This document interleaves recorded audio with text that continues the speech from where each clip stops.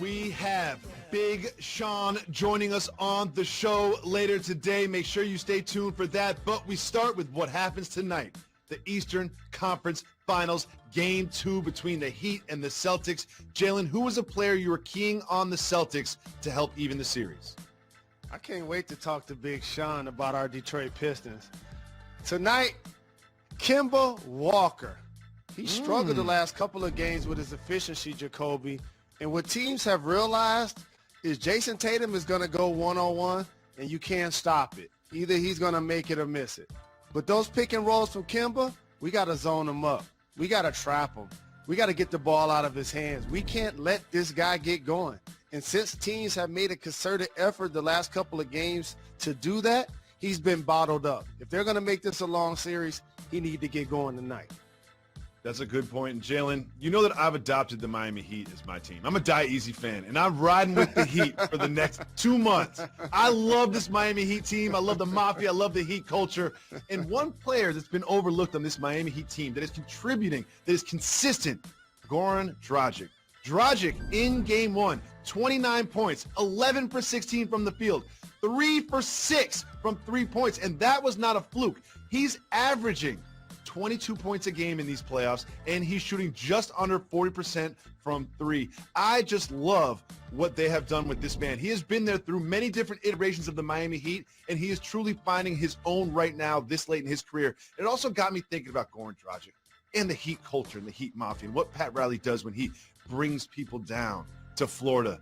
Think about these players. 60% of their starting lineup is Jimmy Butler, Jay Crowder, and Goran Dragic. We all know Jimmy Butler's story. Started with the Bulls, had problems with his teammates, leaves Minnesota, and then problems with his coach and maybe his teammates in Philadelphia, goes down to Miami, and he flourishes. Jay Crowder has played on 17 teams in the last 7 seasons. I don't know how that even works in the collective CBA, but he has done it, and he comes down to Miami and flourishes, and the same happens for Goran Dragic.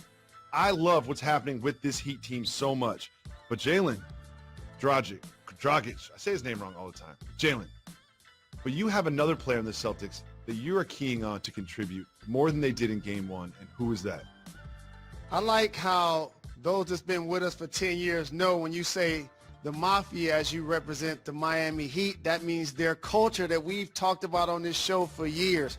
And the Godfather on the sideline in uniform, Udonis Haslem, is going to get his number retired one day.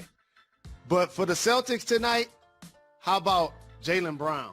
They're undefeated, Jacoby, when he scores over 25 points.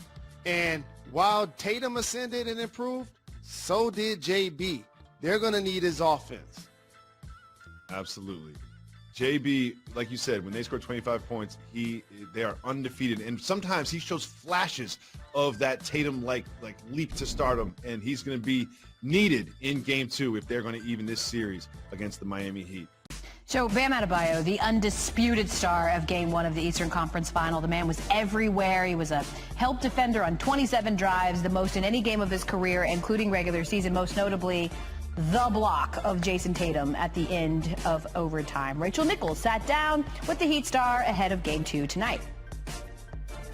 Let us talk about the block. If you were going to rate that 1 to 10? Definitely 10.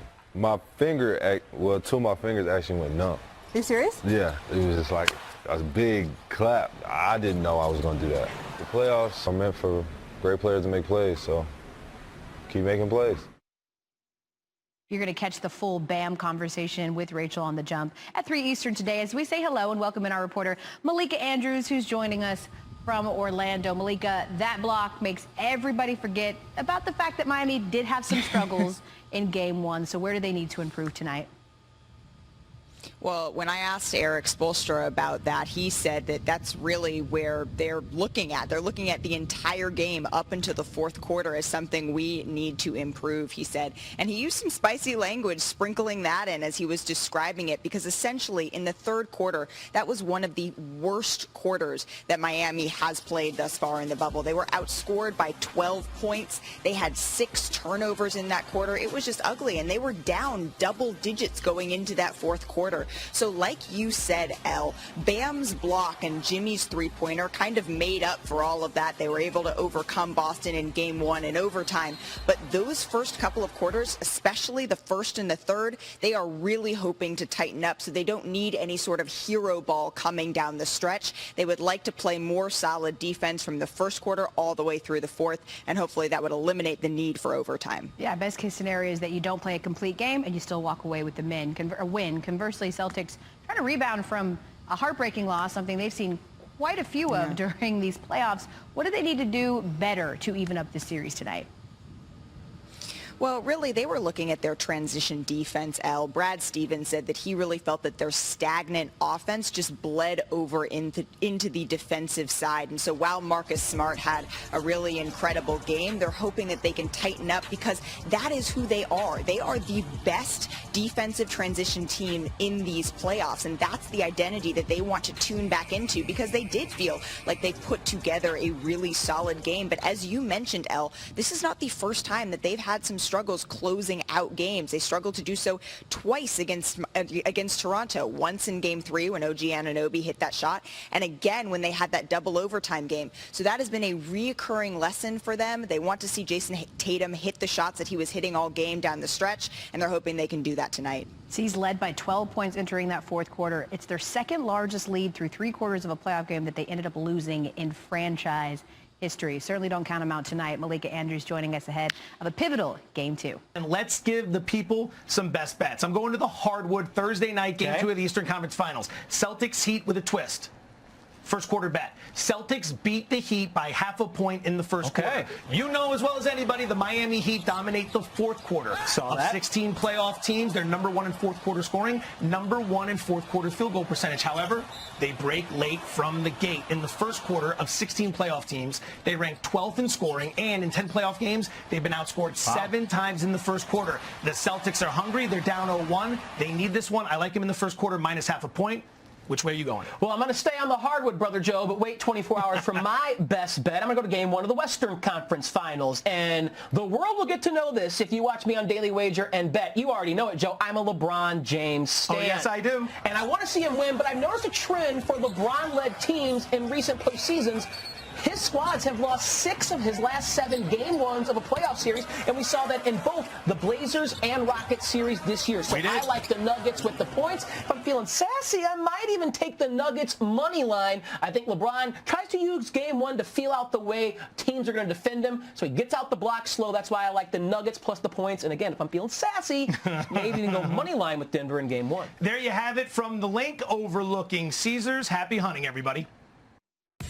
Guys, thank you. What have we learned in the bubble kids? Never count out the Nuggets. Seem to thrive in a 3-1 deficit because they've fallen in that hole not once but twice this postseason. First round against the Jazz, game 5, when Jamal Murray dropped 42. Then in game 6 with 53 straight games with at least 40 points. Murray, first player to do that in the postseason since MJ. Then pretty much the opposite in game 7. Game tied for the lowest scoring playoff game in the last 6 postseasons. Denver held on with Mike Conley's 3 at the buzzer, spun out. Then against the Clippers, game 5, once again, 3-1 hole. Clippers led by as many as 16, but the Nuggets did the Nuggets. Same story in game 6. Denver trailed by as many as 19. Then they became the first team since 97 with 3 15-point comeback wins when facing elimination in the postseason. Game 7, Nuggets only trailed by 12 en route to becoming the first team in playoff history with 3 straight double-digit comeback wins. Here's Dave McMenamin. Every once in a while, a team comes along that defies the odds. In the NCAA tournament, they're known as a Cinderella. The buzzer sounds, and VCU is going to the Final Four. And magical wasn't a strong enough adjective to describe the U.S. hockey team's upset of the Soviet Union in 1980. It was miraculous. You believe in miracles? Yes! We can now add the 2020 Denver Nuggets to that long shot list as the darlings of the NBA bubble. I almost feel like we're the bad news bears, and I'm Coach Buttermaker. We're a team that nobody really looks at and takes us seriously. And our guys, I think, have taken that personally. And we feel we're just as good as anybody. We feel that we're an NBA championship caliber team.